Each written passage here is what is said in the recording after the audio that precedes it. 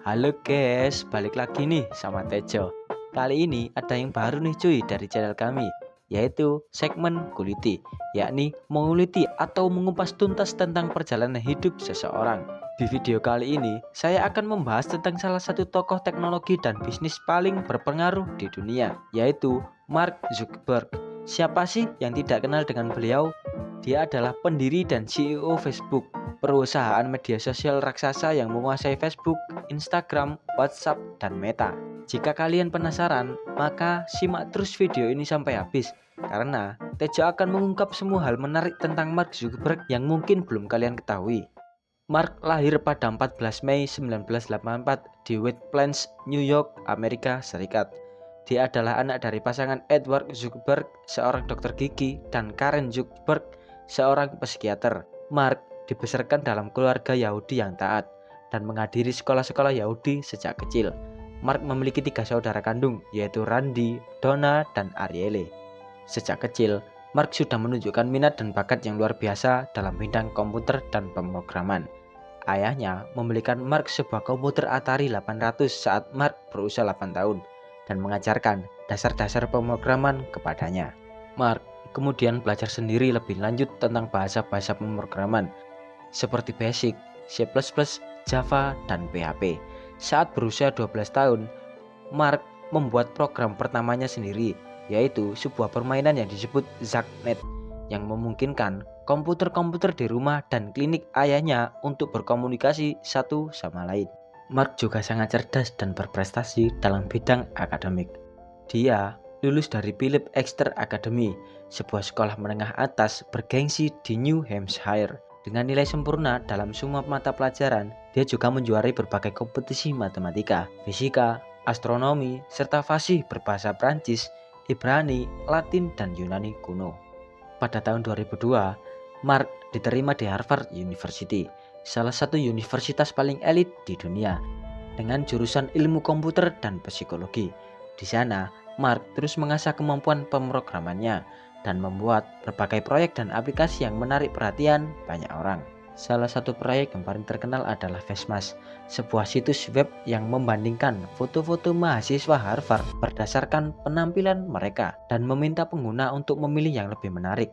Situs ini menjadi viral di kampus dan menarik lebih dari 22.000 kunjungan dalam 4 jam pertama. Namun, situs ini juga menuai kontroversi karena dianggap melanggar privasi dan hak cipta mahasiswa, serta bersifat seksis dan diskriminatif. Mark kemudian ditangkap oleh pihak universitas dan menghadapi ancaman pengusiran. Namun, Mark berhasil lolos dari hukuman berat dan hanya mendapatkan peringatan. Setelah Fastmas, Mark melanjutkan proyeknya yang lebih ambisius, yaitu Facebook. Facebook adalah sebuah situs web yang memungkinkan mahasiswa Harvard untuk membuat profil pribadi mereka, berbagi foto, status, dan informasi lainnya, serta berinteraksi dengan teman-teman mereka. Mark mendapatkan inspirasi dari buku alumni, sebuah buku yang berisi foto dan biodata para lulusan Harvard yang dibagikan setiap tahun. Mark ingin membuat versi online dari buku alumni yang bisa diakses oleh semua mahasiswa Harvard dan bahkan mahasiswa dari universitas lain. Mark mendirikan Facebook pada 4 Februari 2004 bersama dengan 4 teman sekelasnya, yaitu Eduardo Saverin, Dustin Moskovitz, Andrew McCollum, dan Chris Hughes. Mark bertindak sebagai pemrogram utama dan CEO, sementara Saverin menjadi CFO dan manajer bisnis. Moskovitz menjadi CTO dan pengembang web, McCollum menjadi desainer grafis, dan Hughes menjadi juru bicara dalam hubungan masyarakat. Mereka semua bekerja di kamar asrama Mark dan menggunakan uang dari iklan dan sumbangan untuk membiayai situs mereka. Facebook segera mendapatkan popularitas yang luar biasa di kalangan mahasiswa Harvard, dan dalam sebulan lebih dari setengah dari 19.500 mahasiswa Harvard mendaftar di situs tersebut. Facebook kemudian menyebar ke universitas-universitas lain di Boston, seperti Mead dan Boston University, dan akhirnya ke seluruh Amerika Serikat, Kanada, dan Inggris. Pada akhir tahun 2004, Facebook memiliki lebih dari 1 juta pengguna aktif dan mendapatkan investasi sebesar $500.000 Amerika Serikat dari Peter Thiel, salah satu pendiri PayPal dan investor terkenal di Silicon Valley. Pada tahun 2005, Mark dan timnya pindah ke Palo Alto, California untuk mengembangkan Facebook lebih lanjut. Mereka juga mengubah nama situs mereka dari thefacebook.com menjadi facebook.com setelah membeli domain tersebut seharga 200.000 US dollar. Facebook terus berkembang pesat dan menambahkan berbagai fitur baru seperti new feeds, wall, group, event, page, dan marketplace. Facebook juga membuka aksesnya untuk umum, sehingga tidak hanya mahasiswa, tapi juga siapa saja yang berusia minimal 13 tahun dan memiliki alamat email yang valid bisa bergabung dengan Facebook.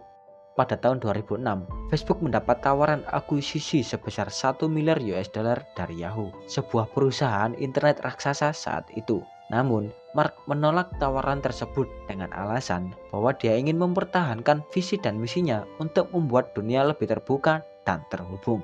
Mark juga mengatakan bahwa dia tidak tertarik dengan uang, tapi dengan dampak sosial yang bisa dibuat oleh Facebook.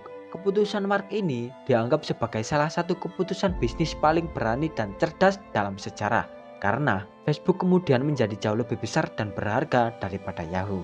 Pada tahun 2007, Facebook meluncurkan platform pengembang yang memungkinkan pihak ketiga untuk membuat aplikasi dan game yang bisa diintegrasikan dengan Facebook. Platform ini menjadi sangat sukses dan melahirkan beberapa aplikasi dan game populer seperti Farmville, Mafia Wars, Spotify, Netflix, dan lain-lain. Facebook juga meluncurkan Facebook Ads, sebuah sistem periklanan yang memanfaatkan data pengguna untuk menargetkan iklan yang relevan dan personal.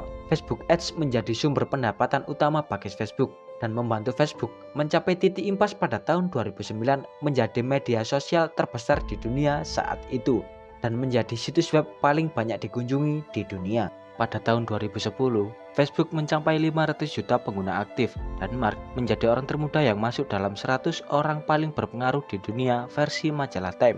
Pada tahun yang sama, kisah Mark dan Facebook diangkat ke layar lebar dan film The Social Network yang mendapatkan pujian kritis dan komersial serta memenangkan 3 Academy Awards. Namun, kesuksesan Facebook juga membawa berbagai masalah dan tantangan bagi Mark. Salah satunya adalah gugatan hukum dari para mantan rekan dan saingan Mark yang mengklaim bahwa Mark mencuri ide dan kode mereka untuk membuat Facebook.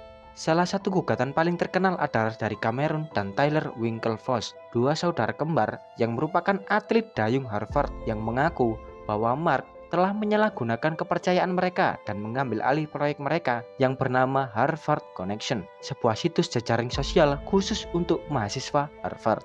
Gugatan lain yang mengancam Mark adalah dari Eduardo Saverin, salah satu pendiri Facebook yang merasa bahwa Mark telah mengkhianati dan mengeluarkannya dari perusahaan. Saverin menggugat Mark atas tuduhan penggelapan, penipuan, dan pelanggaran kontrak. Gugatan ini juga diselesaikan di luar pengadilan dengan Mark memberikan 5% saham Facebook dan status pendiri kepada Saverin. Selain gugatan hukum, Mark juga menghadapi kritik dan kontroversi dari berbagai pihak, terutama terkait dengan isu privasi dan keamanan data pengguna Facebook. Banyak orang yang khawatir bahwa Facebook mengumpulkan dan menjual data pribadi pengguna mereka kepada pihak ketiga tanpa sepengetahuan atau persetujuan mereka. Beberapa skandal yang melibatkan Facebook dan data pengguna adalah Cambridge Analytica yang menggunakan data 87 juta pengguna Facebook untuk mempengaruhi pemilihan Presiden Amerika Serikat pada tahun 2016 dan peretasan data 50 juta pengguna Facebook pada tahun 2018. Mark pun harus menghadapi interogasi dan pertanyaan dari berbagai pihak, mulai dari pengguna, media, aktivis, hingga pemerintah dan regulator tentang tanggung jawab dan akuntabilitas Facebook sebagai perusahaan media sosial terbesar di dunia. Meskipun menghadapi berbagai masalah dan tantangan, Mark tidak pernah menyerah atau menyesal dengan apa yang telah dia lakukan. Dia tetap berkomitmen untuk menjalankan visi dan misinya untuk membuat dunia lebih terbuka dan terhubung, serta mengembangkan Facebook menjadi lebih besar dari sekedar media sosial.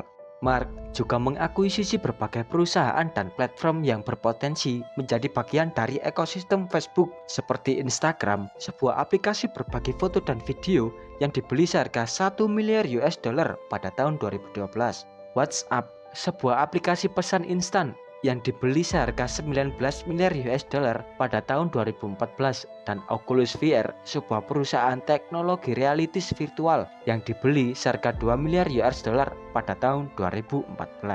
Pada tahun 2021, Mark mengumumkan bahwa Facebook akan mengubah nama perusahaannya menjadi Meta, yang merupakan singkatan dari Metaverse, sebuah konsep dunia virtual yang terintegrasi dengan dunia nyata, di mana orang bisa berinteraksi, bermain, bekerja, dan belajar bersama. Mark mengatakan bahwa Meta adalah visi masa depan Facebook yang ingin menciptakan sebuah platform yang bisa menghubungkan semua orang di dunia tanpa batas ruang dan waktu. Meta juga menjadi nama induk bagi semua produk dan layanan yang dimiliki oleh Facebook seperti Facebook, Instagram, WhatsApp, Oculus, dan lain-lain. Itulah sepenggal perjalanan dari hidup seorang Mark Zuckerberg, dari mahasiswa Harvard hingga menjadi raja media sosial. Terima kasih sudah menonton video ini, sampai jumpa di video berikutnya.